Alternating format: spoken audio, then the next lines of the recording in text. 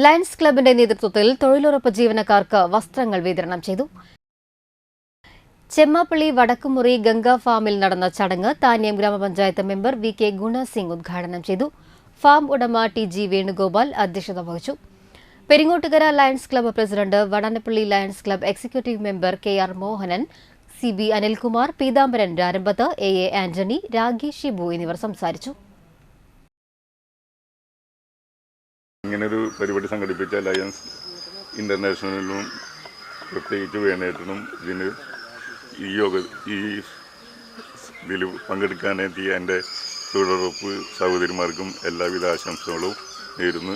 ഇതുപോലെ ലയൺസുകൾ ഇനിയും നല്ല കാരുണ്യ പ്രവർത്തനങ്ങൾ നടത്തട്ടെ എന്ന് മാത്രം ആശംസിച്ചുകൊണ്ട് എല്ലാവിധ ആശംസകളും ലയൺസ് ഇന്റർനാഷണൽ വേണേട്ടനും എല്ലാവർക്കും നേർന്നുകൊണ്ട് നിർത്തുന്നു.